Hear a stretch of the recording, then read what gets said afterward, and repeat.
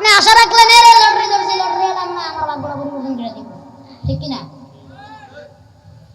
এই যে এতগুলা মানুষ ছিলেন, হুজুর 100 চাইছে, 200 চাইছে, 500 চাইছে, আপনারা দেন না। আর ওই লটারিতে নাকি আপনারা গরু বিক্রি করে টাকা দেন, আর নিজের পকেটের টাকা জমানো টাকা আপনারা দিয়ে দেন। স্পষ্ট কথা বলে যাচ্ছি, এই দিনাজপুরের জমিনে বসে লটারি যে ধরবে আর লটারি যে ধরাবে দুজন হারাম কাজ করতেছে। মুসলমান মুমিন কোনোদিন হারাম কাজের সাথে সম্পৃক্ত থাকতে পারে না। কাজী ভাইরা আমার, আমি মাত্র আলোচনা শুরু করছি, কথাগুলো তো বলতে দিবেন, বিরক্ত করেন না। এমনি হয়েছে বৃষ্টি, মাঠের ভিতরে পানি, আপনারা বসে আছেন চেয়ারে। আমাদের শাহিনুর ভাই বড় মেহনত অক্লান্ত পরিশ্রম করে প্রোগ্রামটা করতেছে। আগামীকালকে আরো ভালো আলেম এবং ভালো বক্তা আসতেছে, তার নাম আল্লামা মুস্তাক ফয়জি সাহেব। তারপরের দিন আরো ভালো একজন আলেম, বড় মাপের একজন বক্তা আসতেছে, উনি আল্লামা ডক্টর সৈয়দ এনায়েতুল্লাহ আব্বাসী সাহেব দামাত বারাকাতুহু মাদাজিল্লাহুল আলিয়া। হযরতের বয়ান শুনবেন, হযরতটা আসবেন। আমি ছোট মানুষ, আপনাদের সামনে আসছি। আল্লাহ তাআলা যদি জবান থেকে কিছু কথা বের করে দেন, আমি বলবো আপনাদেরকে, আপনারা কি ধৈর্য ধরে শুনবেন না উঠা বসা করবেন? আল্লাহ তাআলা আপনাকে আমাকে ধৈর্য ধরার তৌফিক দান করুক। আল্লাহ তাআলা আপনাকে আমাকে সবরে জামিলা আতা ফরমান, সকলে বলি আমিন। আমি কথার সামনে বাড়াবো, আগাবো না শেষ করে দিব? এবার বলেন আমরা কি বলতেছিলাম? আল্লাহ পাক রব্বুল আলামিন বলেন, ইম্মা ইয়াবলুগান্না ইনদাকাল কিবারা আহাদুহুমা আও কিলাহুমা ফালা তাকুল লাহুমা উফফিন ওয়ালা তানহারহুমা ওয়া কুল লাহুমা কাওলান কারীমা। আল্লাহ পাক রব্বুল আলামিন বলেন, যদি তোমার জীবদ্দশায় দেখো তোমার মা অথবা তোমার বাবা অথবা উভয়ই যদি দেখো তারা অসুস্থ হয়ে যায় বা তারা বৃদ্ধ হয়ে যায়, তাদের সেবা যত্ন করো, তাদের সাথে এমন কোনো ব্যবহার করো না যাতে করে তারা মনে কষ্ট পায়। আজকালকে আপনাদের আমাদের সন্তান, আপনাদের আমাদের সমাজের সন্তানগুলো বাপ মারে মনে কষ্ট দিয়ে কথা কয় কি কয় না? কত মানুষ আমাদের কাছে এসে বলে, হুজুর আমার ছেলেটা কথা শোনে না, হুজুর আমার সন্তান পড়াশোনা করতে যায় না, হুজুর আমার সন্তান আমার কথা শোনে না। আব্বা আম্মা বলে, বাবা মোবাইলটা রাখো, এবার একটু পড়তে বসো। বাপরে কয়, মারে কয়, তোমরা কি বুঝো? কয় কি কয় না? বাপরে কয়, তুমি কি বুঝো? ছাতার মাথা। মারে কয়, তুমি বেশি কথা কইবা না। জারি দেয় কি দেয় না? আল্লাহ রাসূল সাল্লাল্লাহু আলাইহি ওয়াসাল্লাম হাদিস, আল্লাহ নবী হযরত মুহাম্মদুর রাসূলুল্লাহ সাল্লাল্লাহু আলাইহি ওয়াসাল্লাম ইরশাদ করেন, তুমি যদি আল্লাহকে খুশি করতে চাও তাহলে তুমি তোমার মা বাবাকে খুশি করো, আর তুমি যদি আল্লাহকে বেরাজ করতে চাও, তুমি যদি তোমার মা বাবাকে বেরাজ করো, আল্লাহ তোমার প্রতি বেরাজ হয়ে যাবে। কাকে খুশি করতে চাইলে? আল্লাহকে রাজি খুশি করতে চাইলে কাকে খুশি করতে হবে? আম্মা আব্বাকে খুশি করতে হবে। আল্লাহ তাআলা প্রথমেই বলেছেন, আমার সাথে কারোকে শিরক করো না, আর তোমার মা বাবার প্রতি সৎ আচরণ করো। সুবহানাল্লাহ বললেন না? আল্লাহ বলেন, যদি তুমি আমাকে খুশি করতে চাও আর তোমার মা বাবাকে খুশি করো, আর যদি আমাকে বেরাজ করো, তোমার মা বাবাকে যদি তুমি বেরাজ করো, আমি আল্লাহ তোমার প্রতি বেরাজি হয়ে যাব। আল্লাহ যদি আপনার আমার প্রতি বেরাজ হয়ে যায়, দুনিয়ার যত বড় শক্তি আছে সব যদি আপনার আমার পক্ষে চলে আসে, আপনাকে আমাকে ওই আযাবের হাত থেকে, ওই বিচারের হাত থেকে কেউ আপনাকে আমাকে বাঁচাইতে পারবে না। মা যদি সন্তানকে একটা মন থেকে দোয়া দেয়, ওই সন্তানকে কামিয়াব হওয়া থেকে কেউ আটকাইতে পারবে না।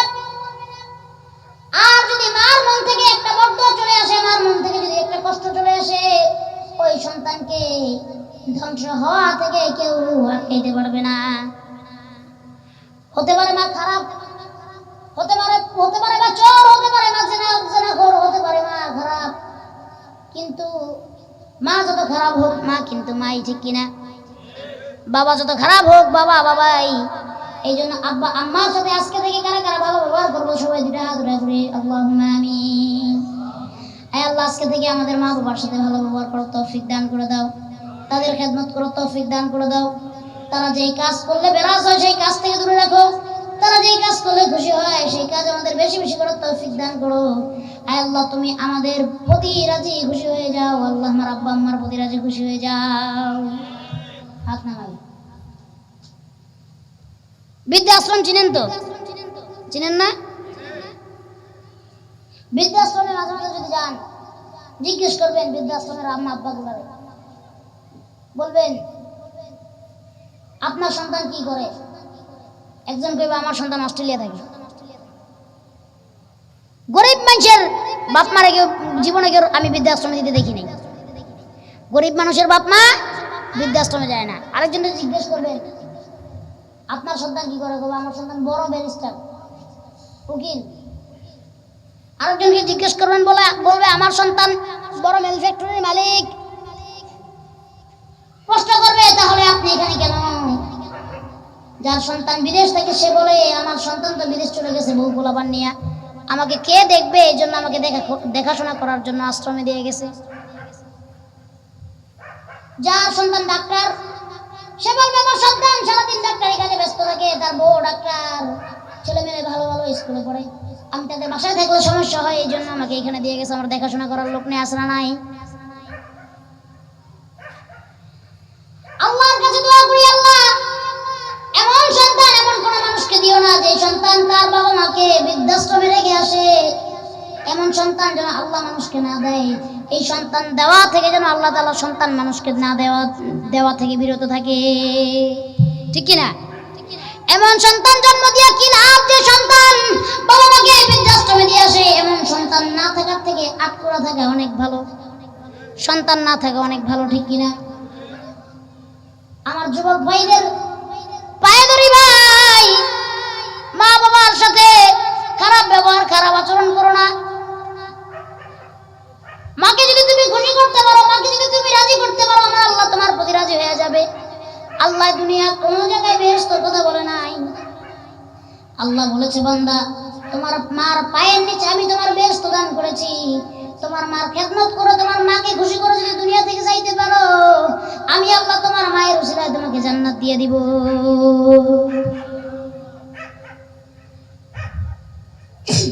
এমন সন্তান আছে এই সমাজে যে সন্তান মায়ের গায়ে হাত তুলে আসে নাই। এমন সন্তান আছে যে সন্তান বাবার গায়ে হাত তুলে আসে নাই। এমন সন্তানগুলোকে যেন আল্লাহ তাআলা পঙ্গু করে দেয়। যে সন্তানের হাত তার মায়ের গায়ে উঠলো সে হাত যেন পঙ্গু হয়ে যায়। যে সন্তান তার বাবাকে লাথি দিল তার পা যেন পঙ্গু হয়ে যায়, ঠিক কিনা? আল্লাহ রাসূলের কাছে এক সাহাবী আসলেন, এসে প্রশ্ন করলেন, জিজ্ঞেস করলেন নবীজি দুনিয়াতে সব থেকে দামি সম্পদ কি? সব থেকে দামি সম্পদ কোনটা?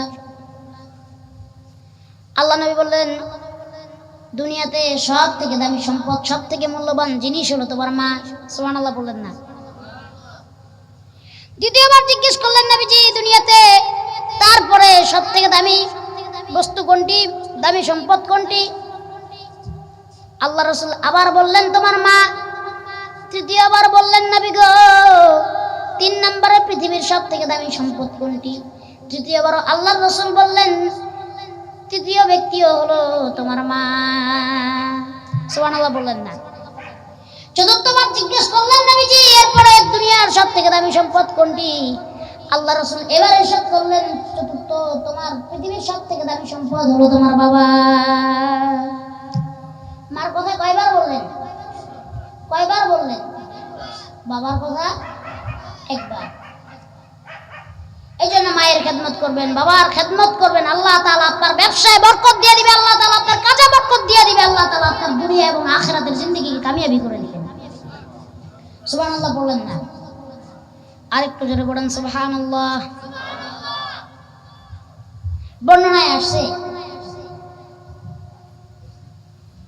আল্লাহর নবী সাইয়্যিদিনা মুসা আলাইহিস সালাতু ওয়াস সালাম আল্লাহর সাথে যখন কথা বলতেছেন, মুসা আলাইহিস সালাম আল্লাহর সাথে কথা বলতেন প্রতিনিয়ত। একদিন জিজ্ঞেস করলেন আল্লাহ গো আমি যখন জান্নাতে যাব আমার সাথে কোন ব্যক্তি জান্নাতে যাবে আমি একটু দেখতে চাই। আল্লাহ বলেন মুসা তোমার সাথে